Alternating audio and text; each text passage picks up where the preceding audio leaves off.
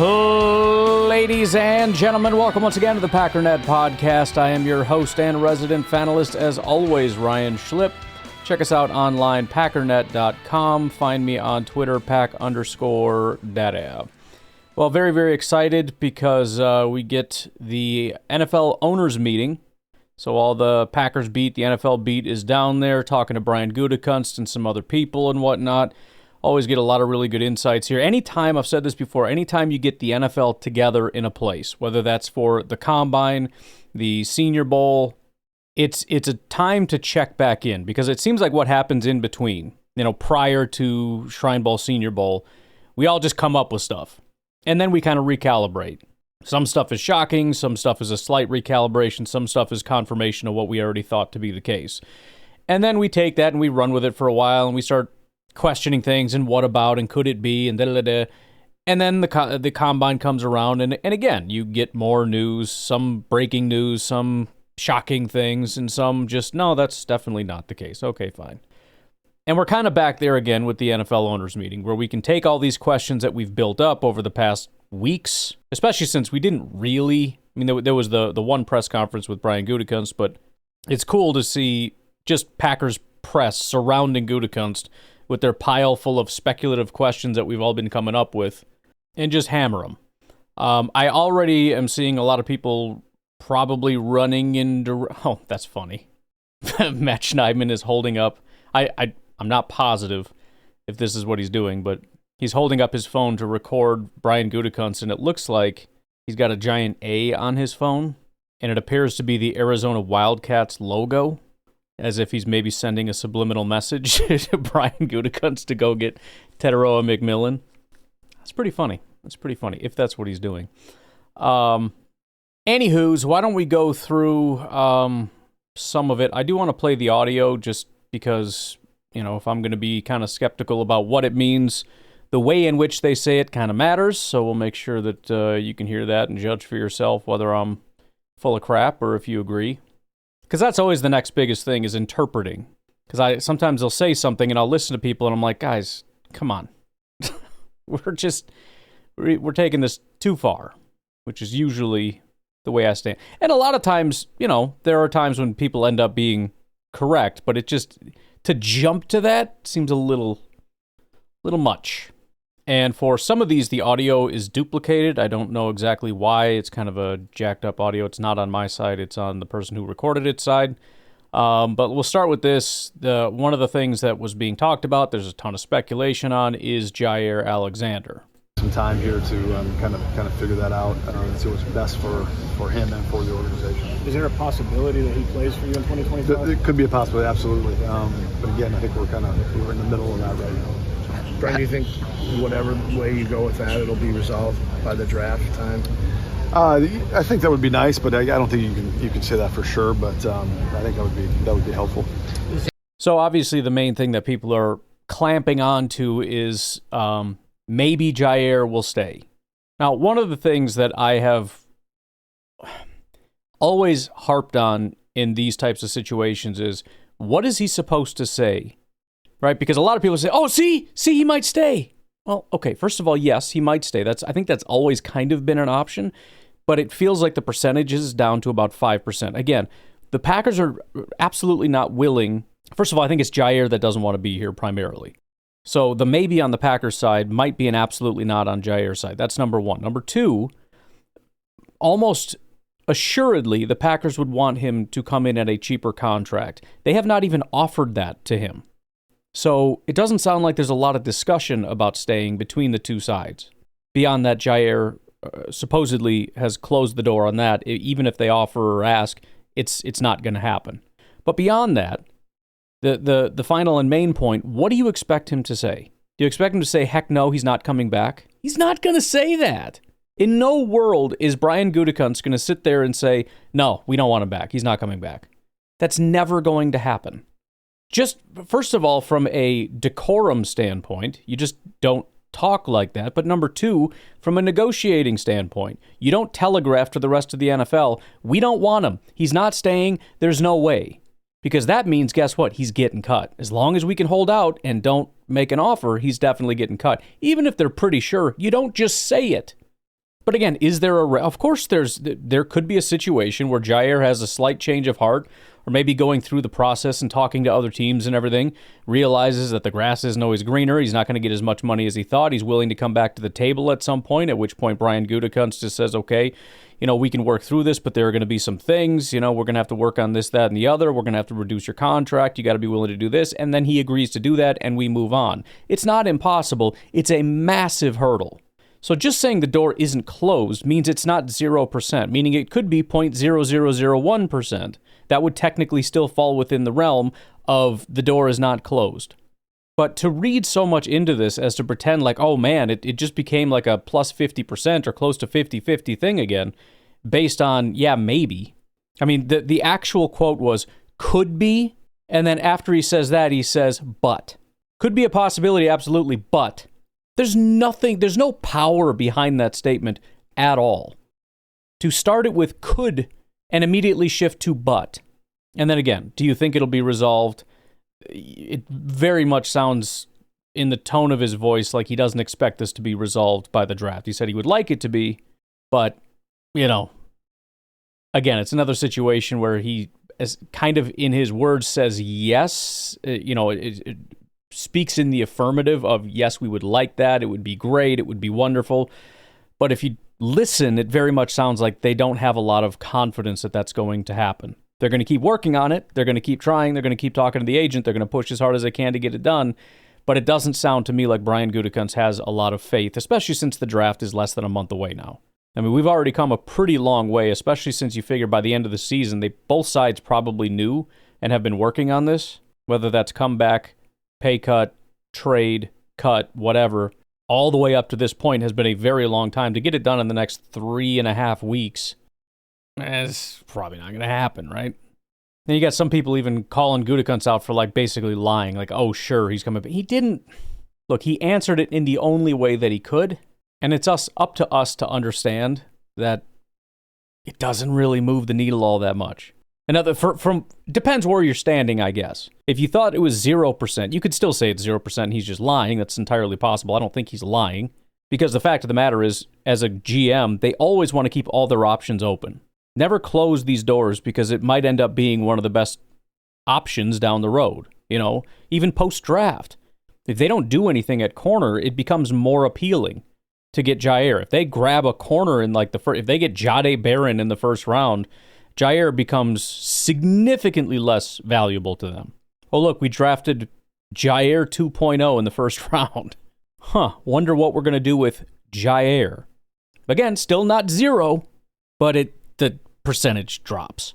Here's the other comment that was made about Jaire Alexander, which I think it just feels, it oozes Brian Gutekunst is the best way I can possibly put this. Any player. Yeah, no, so John Thornton's his agent. We talk weekly about these things and working together on finding the best solution for everybody. Obviously, we invested a lot in Jaire, and we want to make sure that if he's not going to be on our football team helping us win games, that we get something back for that investment. So we'll see where it goes. But again, working with him weekly and trying to figure out what's best for both Jaire and the Packers. So the reason I say that is that it's such a mindset, and he's such a singularly minded person.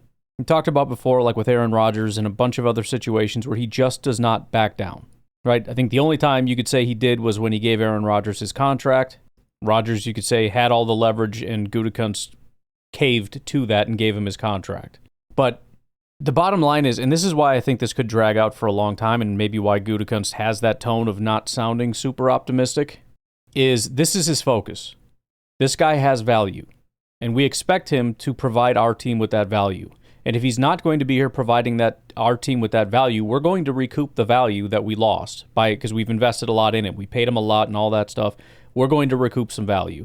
Now, Jaire and the rest of the league might be looking at it going, no value here. I mean, when you look at his contract, especially, there's really not a lot of value. You could argue, I'm just saying. Gutekunst doesn't care. We're not just letting you go, period. And if we find a trade partner, that's fine, that's great, and we'll work with Jaire and all that kind of stuff, but we expect a certain amount of value back. And you probably hold on to that because some teams will initially come to the table with a low ball offer, and you say there's no way, he's way too valuable, we're not doing that. And I think Gutekunst is probably just going to sit back, do like he did with Aaron Rodgers, and just say, well, he can just stay here then. Which, again, is why you don't go in front of the press and say, we don't want him. Because what you're portraying to Jaire and Jaire's agent and to the rest of the people out there that would be interested in bringing in Jaire to help them win a Super Bowl as one of the top corners in football when he's healthy, which is rare, but still, you do not telegraph that you don't want him. Because the message to everybody is, we're going to sit back and we're going to get what we want, or he stays here, and that's it. And I don't care. But waiting for that process, again, the next big shoe to fall here, and I don't know exactly when the cutoff date is. I know there is one beginning of the year. I don't know exactly what that means, first, whatever. But the next big, shoe to drop, time period, whatever, is after the draft. A lot of teams that are like, screw you, we'll just go get a corner in the draft. Some of them are not going to end up really satisfied with their corner room by the time the draft wraps up. And so that may renegotiate or reignite some talks.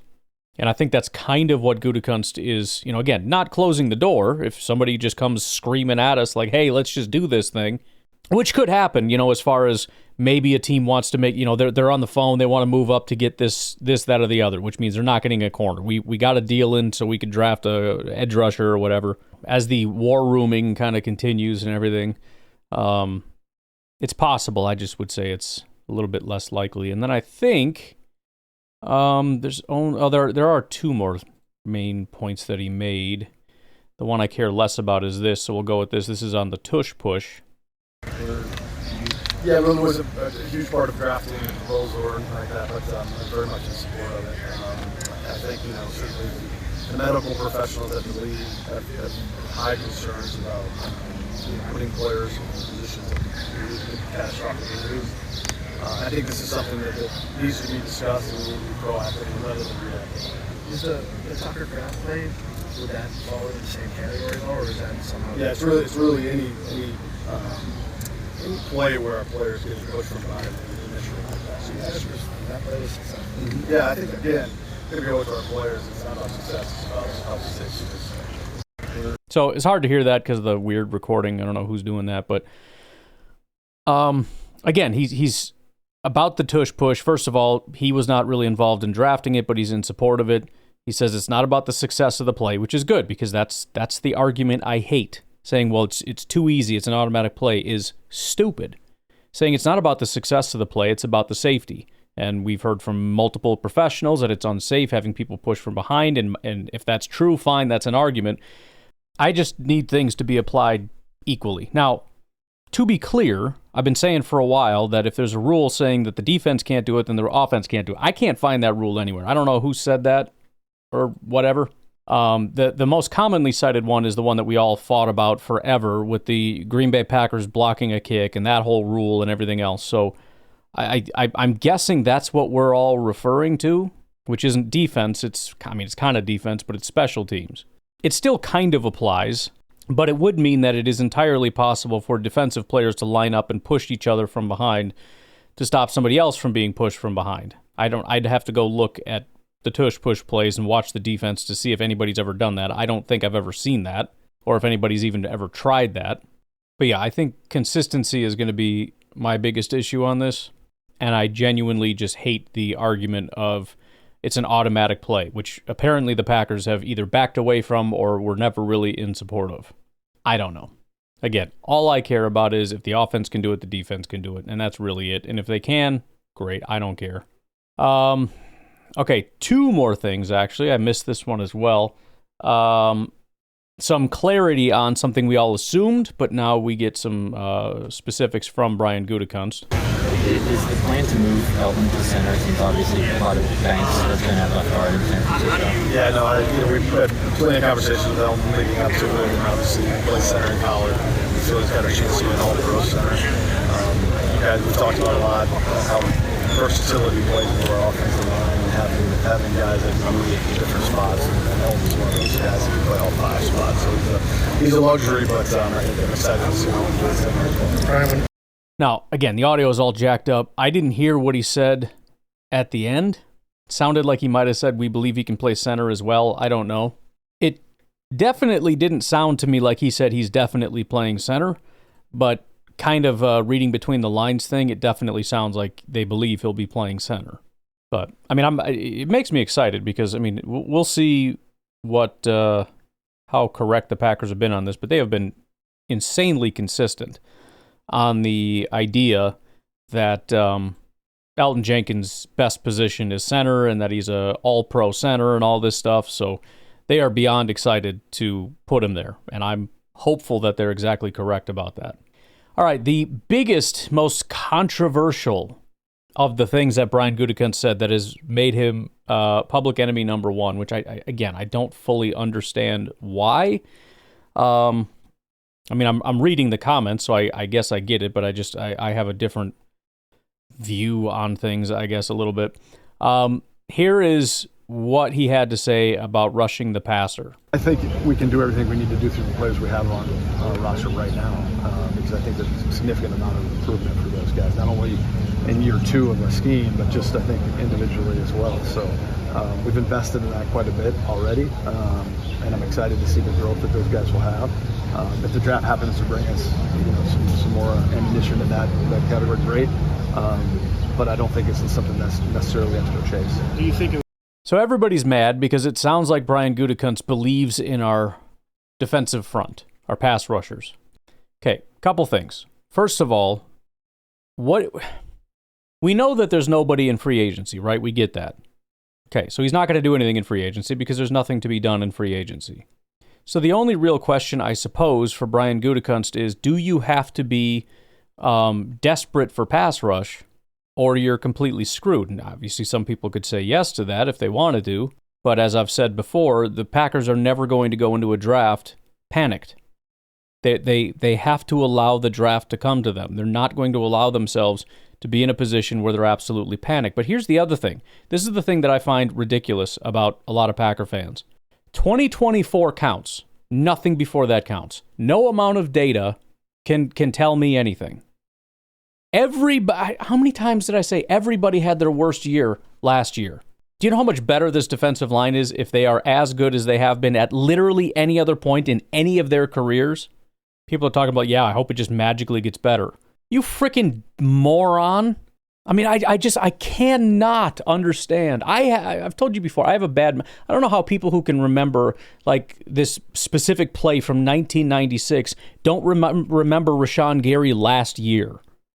You bunch of absolute dunces.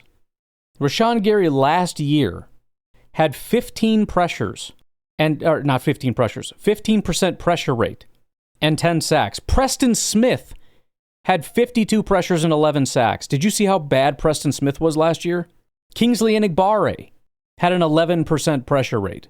Lucas Van Ness was at about 10% and 6 sacks, playing 50% of the amount of snaps that Preston Smith played.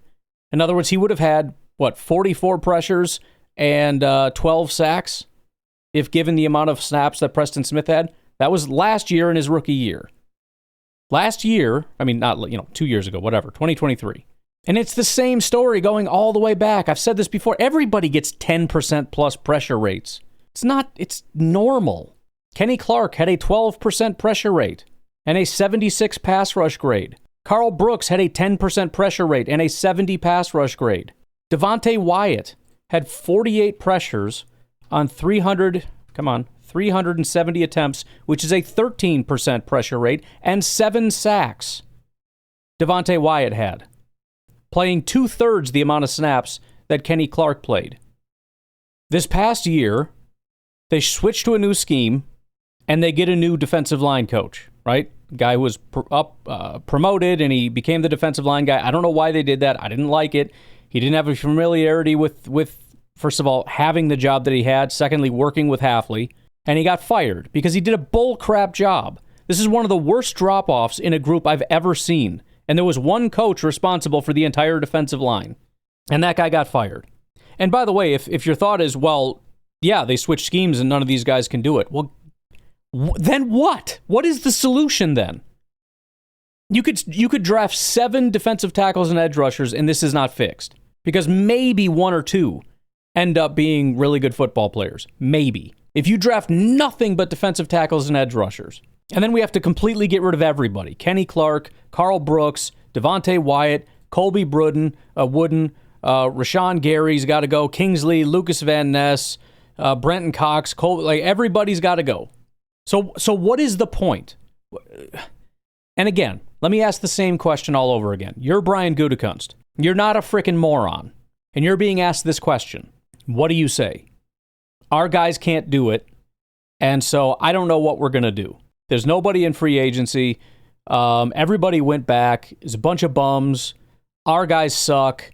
And so we're going to have to do something. We're going to have to be a little desperate. We're going to have to be aggressive, which is what everybody wants to hear, by the way, because they're children and don't understand common sense. Yes, I want the GM to come out and say, my team sucks, and we're going to be desperate and reckless, and I'm going to trade away everything to go up and get a guy at like 13, which is where we drafted Lucas Van Ness and Rashan Gary, who you hate. But that's what we're going to do. We're going to trade everything away to go up and trade somebody so that you can bitch and piss and moan about the fact that Gutekunst can't draft in the first round anyway, so this was a waste.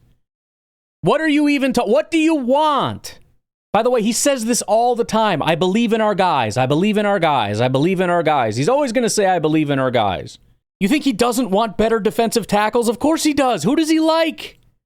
Even if he likes Kenny Clark, which they probably do for some stupid reason, they clearly saw a massive drop-off, and the guy's super old and he's too expensive.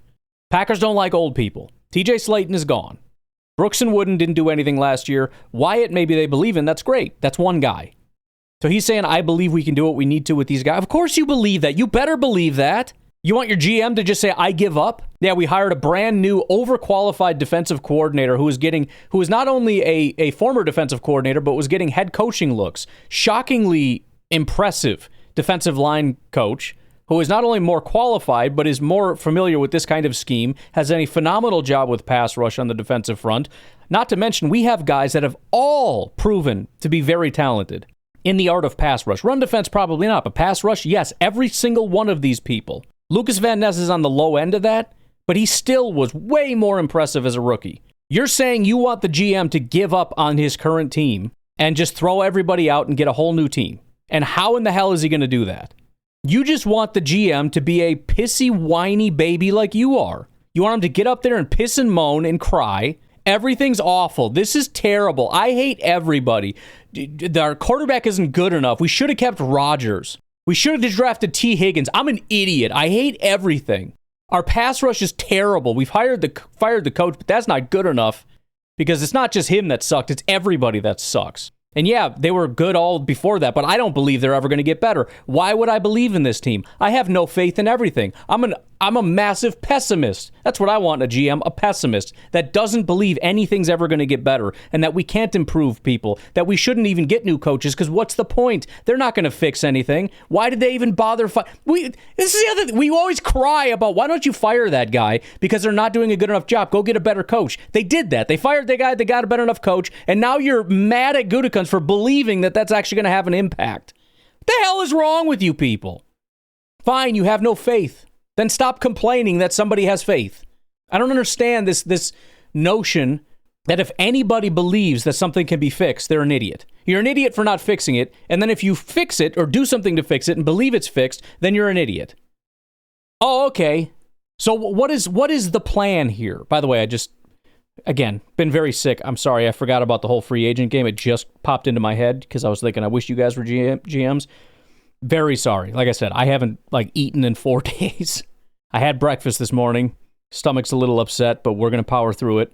I apologize to all my GMs out there. I'll shoot off an email when I get around to it. I don't mind having a plan and then being upset that the plan isn't what you want. The problem is I don't see any plan here. And it's not even just that you're not laying one out, which would make much more sense.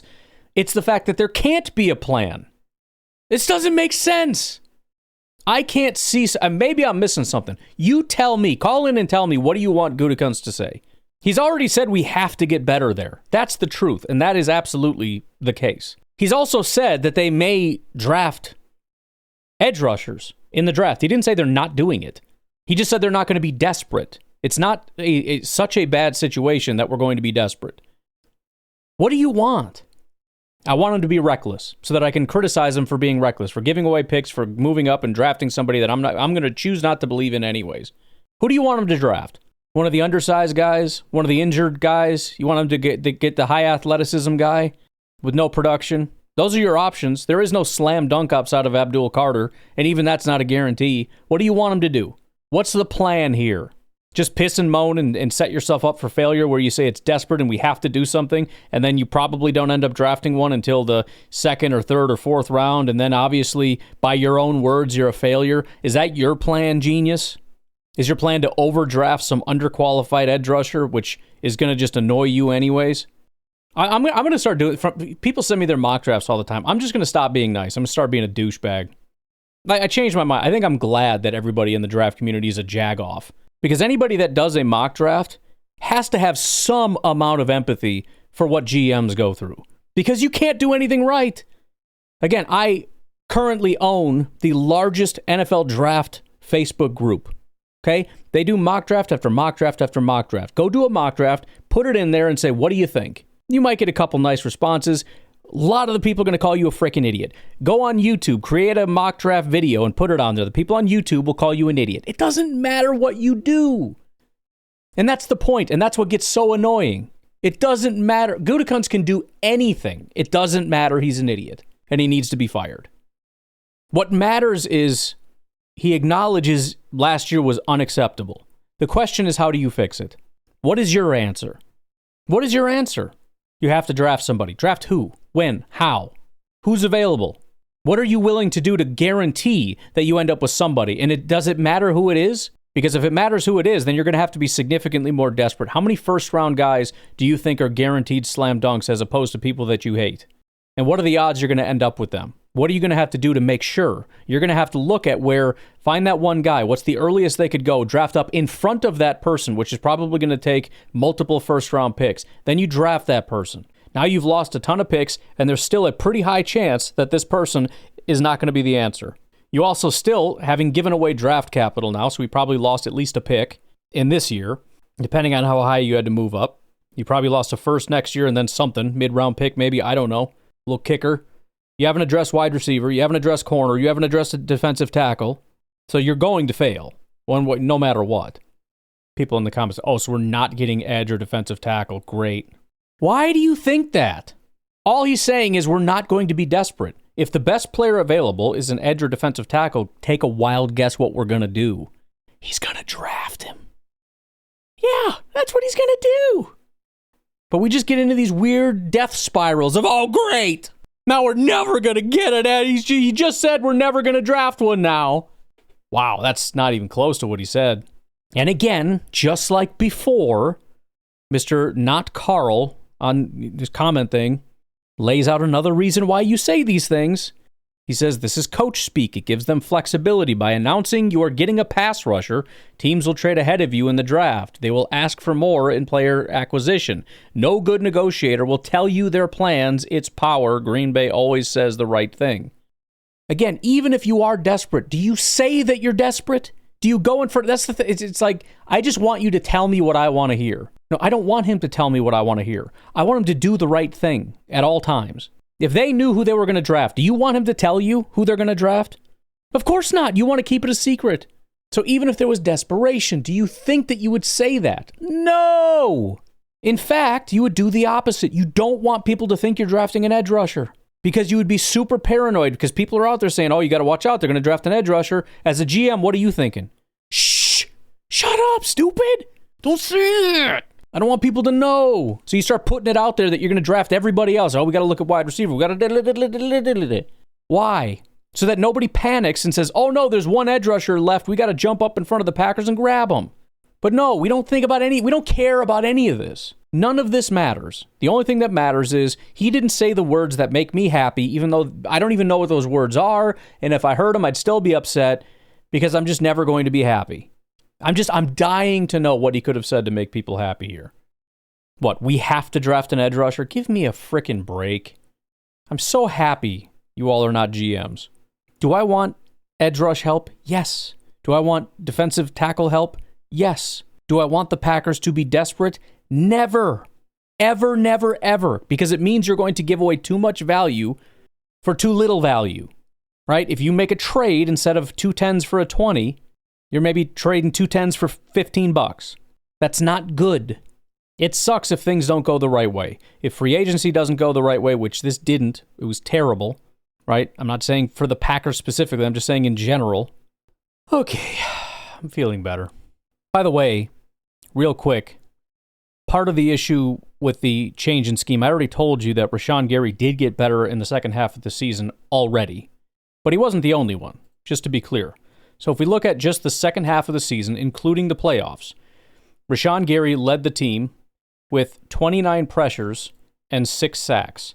That's 13.7%. So he was at 14%. So he was almost back already to where he was the year prior with 15%. 15% is very high. That is a very high percentage, just so we're clear. Another thing to be clear on is that nobody, I think Rashan maybe by the end of the year, I can't remember, nobody was even touching 10%, which means everybody sucked, which again was very unusual. However, guess where Devontae Wyatt was? And Rashan Gary had a 70 pass rush grade. You know where Devontae Wyatt was in the second half of the season? 77 pass rush grade, 20 pressures on 138 attempts, 14.5%. Devontae Wyatt in the second half of last season jumped up to almost 15% pressure rate. How about our buddy Brenton Cox? This guy, I think, has a place on this team.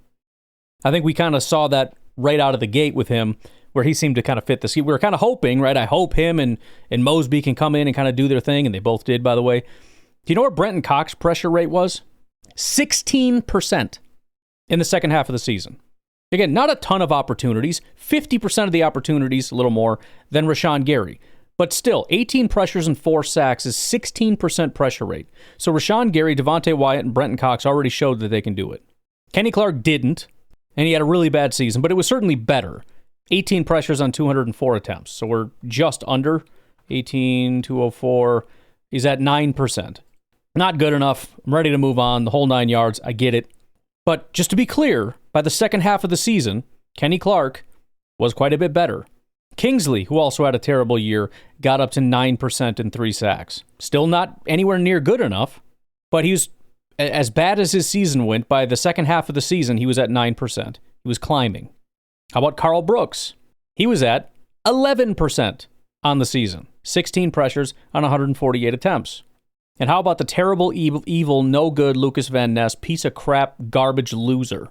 You know what his pressure rate was? 12%. He actually had the highest pass rush grade of the entire team in the second half of last year. He was dog crap through week 11. I'm looking at his grades right now. His highest grade was a 63 in week 3.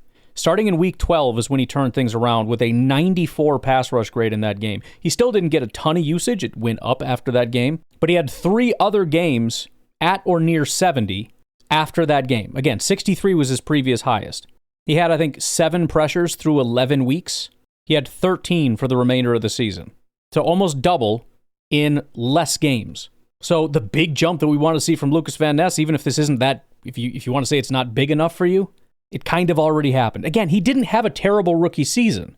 And then he got off to a terrible start in a brand new scheme with a garbage defensive line coach. And by the second half of last year, he was not doing a bad job. But oh boy, why would you ever believe in these guys? You must be a stupid idiot. How about Aaron Mosby? 11% pressure rate. That's phenomenal. It's great. It's fantastic. TJ Slayton was dog crap. We know that. I'm not going to worry about it. And Colby Wooden was also terrible. 3 pressures, 98 attempts. That's wildly unacceptable. Almost everybody else, with the exception of Kenny Clark, had 10% or better pass rush rate, with multiple of them being very good pass rush rates. Rashan Gary, Devontae Wyatt, Brenton Cox, Carl Brooks, phenomenal. And then what if we look at the last quarter? Let's look at the last quarter of the year. So that would include 1, 2, 3, 4, 5, 6 games. We'll just call it a quarter. I dropped 4 games off of that. 17 divided by 128. Rashan Gary is at 13%.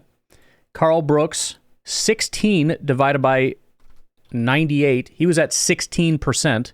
Carl Brooks on the interior, freaking psychopath. How about Devontae Wyatt? 15 pressures on 84 attempts. He was at 18%.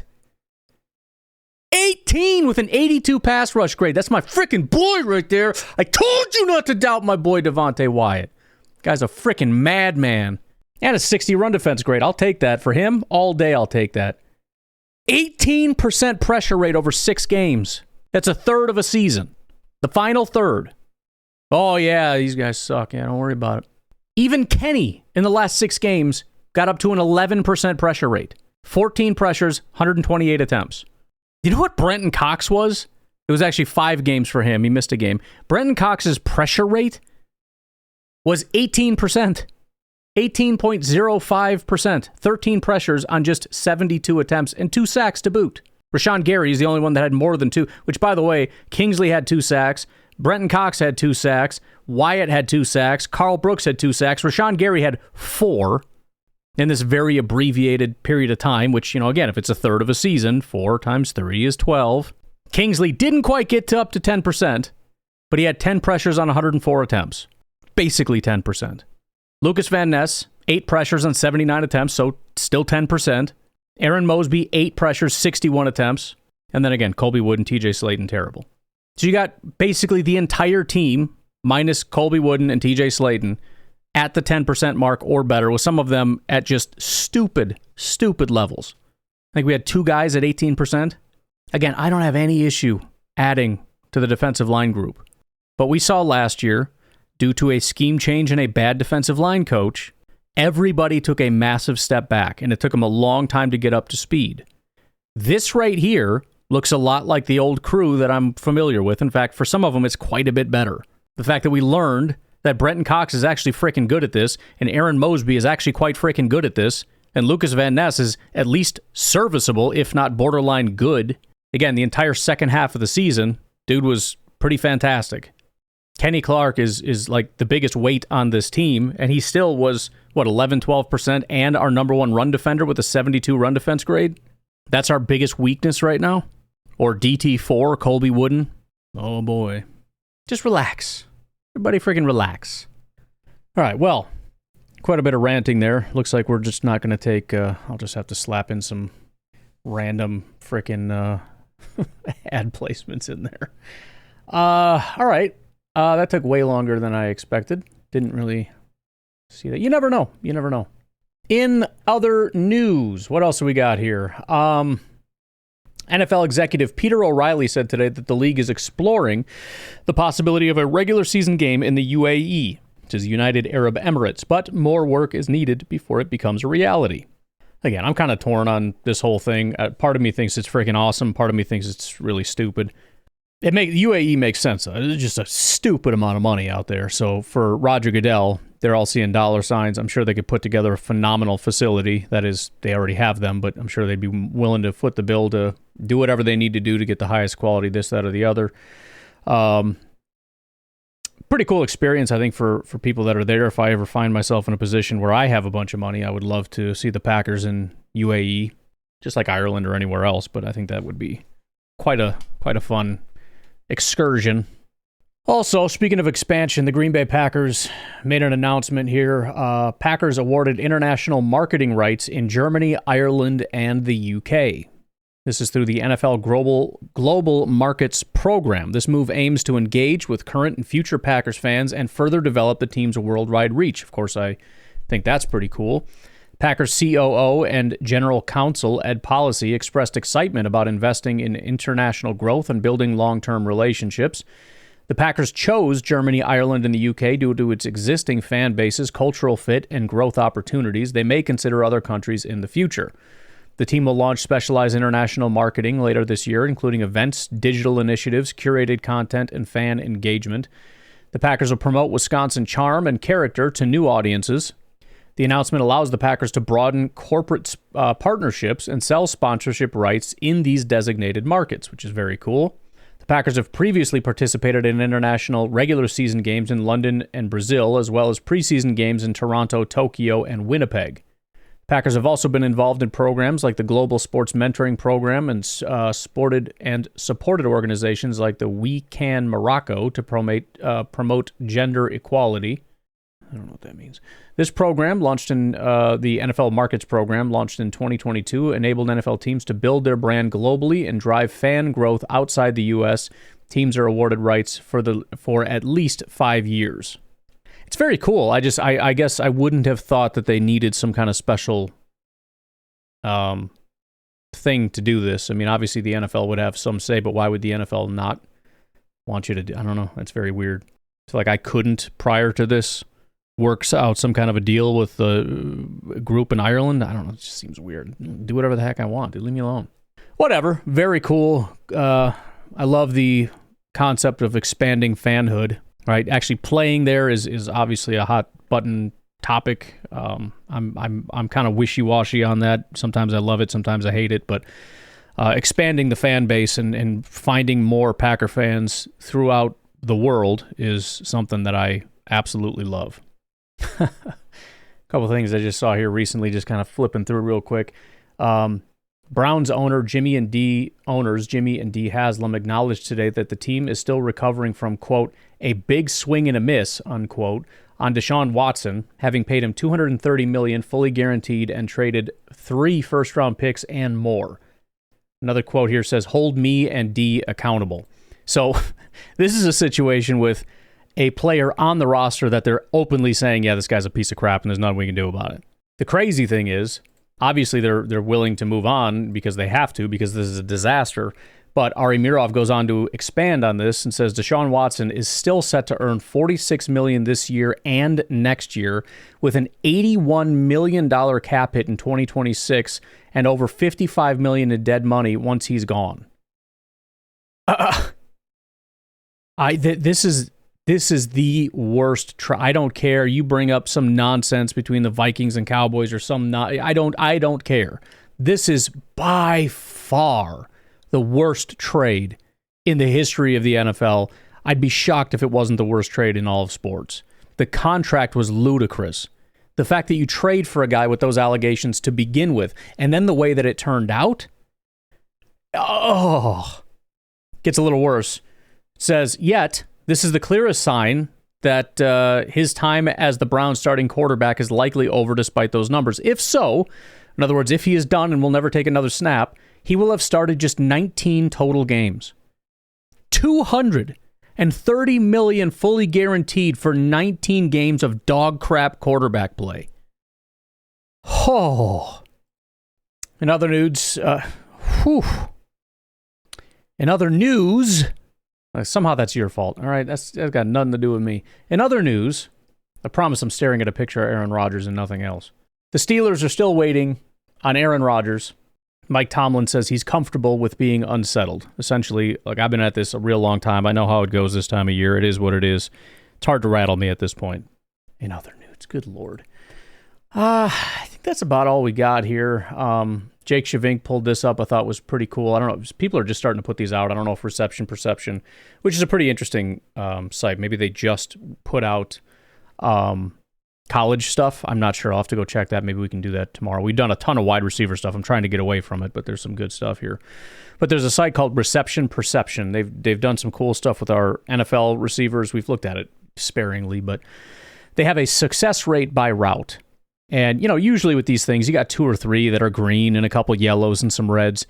Travis Hunter's success rate by route. Every single route is green. His worst route is the 9 route, the go route, which is a 63.4% success rate. I have never watched Travis Hunter as a wide receiver. I saw him as a corner very briefly because it's like, we're not going to draft the guy. It doesn't matter. I've always said I was skeptical because the thing is weird. I don't really know.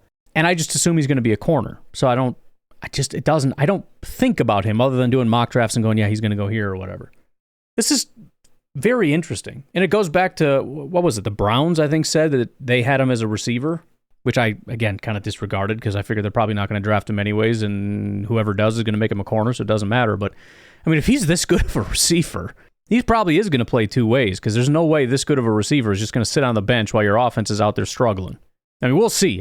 Success rate could be a couple different things at play here, but I'm just saying I've never seen this before. 100% success rate in flat routes.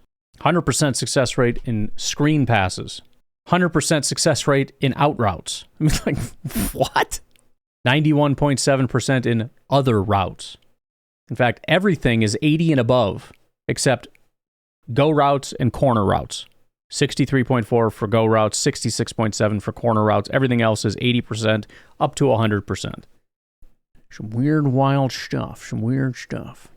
All right, well, I guess I'm going to leave it at that. We didn't even get to some of the other stuff I wanted to, but I'm really excited that we got a little bit from Mr. Gutekunst, and we'll see how she goes, man. We got running out of time here, so hopefully y'all are doing your homework, and I will talk to you later. Have a good one. Bye-bye.